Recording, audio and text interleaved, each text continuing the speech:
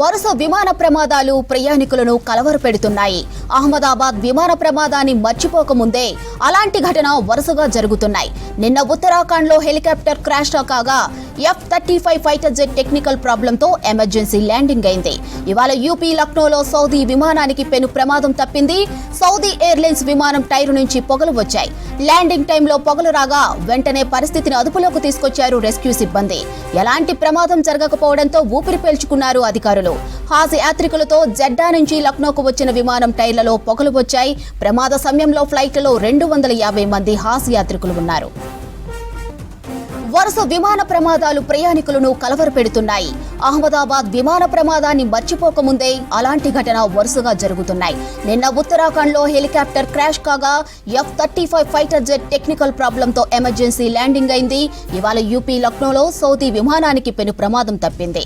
Saudi airlines విమానం tyre నుంచి పొగలు వచ్చాయి. ల్యాండింగ్ టైంలో పొగలు రాక వెంటనే పరిస్థితిని అదుపులోకి తీసుకొచ్చారు రెస్క్యూ సిబ్బంది. ఎలాంటి ప్రమాదం జరగకపోవడంతో ఊపిరి పీల్చుకున్నారు అధికారులు. హాజ్ యాత్రికులతో జెడ్డా నుంచి లక్నోకు వచ్చిన విమానం టైర్లలో పొగలు వచ్చాయి. ప్రమాద సమయంలో ఫ్లైట్లలో 250 మంది హాజ్ యాత్రికులు ఉన్నారు.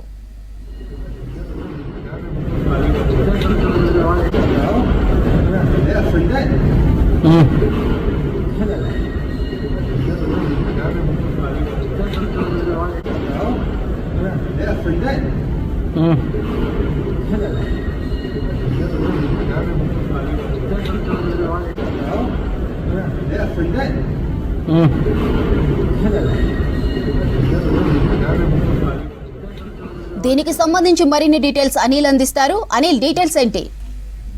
లక్నోలోని చౌదరి చరణ్ సింగ్ విమానాశ్రయం అంతర్జాతీయ విమానాశ్రయంలోని ఈరోజు ఉదయం 6 గంటల ప్రాంతంలో 6:30 గంటల ప్రాంతంలో సౌదీకి సంబంధించిన జెడ్డా నుంచి బయలుదేరినటువంటి విమానం హజ్ యాత్రికులతోటి బయలుదేరినటువంటి SV3112కు చెందినటువంటి ఈ విమానం ల్యాండింగ్ సమయంలో ఒక పెను ప్రమాదమే తప్పింది. పూర్తిగా ల్యాండ్ అయ్యేటువంటి సమయంలో ఒక ఓవర్ హీట్తోనే ఈ పొగలు రావడం అంటూ కూడా ప్రాథమికంగా ప్రజెంట్ అయితే అక్కడ తెలిపారు. సో ఈ SV3112కు సంబంధించినటువంటి ఈ విమానాశ్రయము 250 మందితో జెడ్డా నుంచి సౌదీలోని జెడ్డా నుంచి బయలుదేరింది. ఉదయం 6:30 గంటలకు ఇక్కడ ఏదైతే లక్నోలో అంతర్జాతీయ విమానాశ్రయము అక్కడ ల్యాండ్ అయ్యే సమయంలో ఈ పెను ప్రమాదం జరిగింది. సో దీన్ని వెంబటే అక్కడ ఉన్నటువంటి పైలట్ అప్రమత్తం కావడంతో ఏటీసీ ఎయిర్ ట్రాఫిక్ కంట్రోల్కి అలర్ట్ చేశాడు. సో వెంబడే అక్కడ ఉన్నటువంటి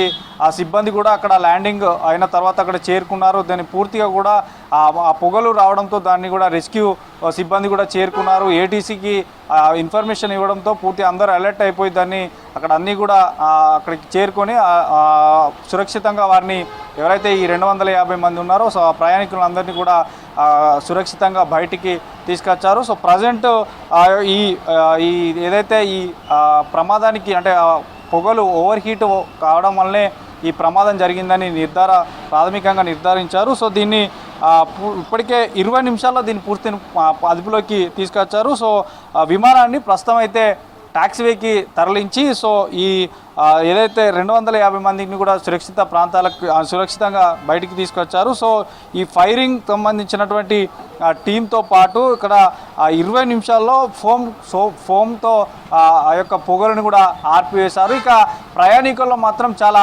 ఆందోళన కలుగుతుంది. ఎందుకంటే మనకి మొన్న జరిగినటువంటి ఘటన ఏదైతే ఉందో సో ఆ ఘటనకు సంబంధించినటువంటి మెగానీ నగర్లో జరిగినటువంటి అహ్మదాబాద్ విమాన ప్రమాదం తర్వాత నిన్న కూడా ఒక విమానానికి మన హైదరాబాద్కు వచ్చేటువంటి విమానానికి బాంబు బెదిరింపు రావడం వల్ల దాన్ని జర్మనీకి డైవర్ట్ చేశారు. సో ఇట్లా ఎవరైనా కూడా ఈ వరుస బాంబు బెదిరింపులు కానీ ఇట్లాంటి ప్రమాదాలు జరగడం పట్ల కొంత విమానాల్లో ప్రయాణాలు చేసేటువంటి ప్రయాణికుల్లో కొంత అయితే ఒక భయాందోళన వాతావరణం కలుస్తుంది. ఎందుకంటే వరుసగా ఇలాంటి ఘటన జరగడం మాత్రం దేశవ్యాప్తంగా కొంత భయాందోళనకు గురవుతుంది. ఇటు ఎయిర్ ఇండియాతో పాటు అంతర్జాతీయ విమానానికి సంబంధించినటువంటి కొన్ని విమానాల్లో ఈ ప్రమాదాలు జరుగుతున్నాయి. సో మొత్తానికైతే ఈరోజు ఈ జరిగినటువంటి SV3112 విమానానికి సంబంధించి మాత్రం పైలట్ అప్రమత్తం అయ్యి సో దాన్ని అందరినీ అలర్ట్ చేశాడు. అందరిని అలర్ట్ చేయగానే అది ఎందుకంటే ల్యాండింగ్ అయినటువంటి సమయంలో ఆ చక్రం ఓవర్ హీట్ అయిందంట. ఓవర్ హీట్ కావడం వల్లనే అందులో నుంచి పొగలు వచ్చాయని అయితే మనకి ప్రైమరీ రిపోర్టుగా చెప్తున్నారు.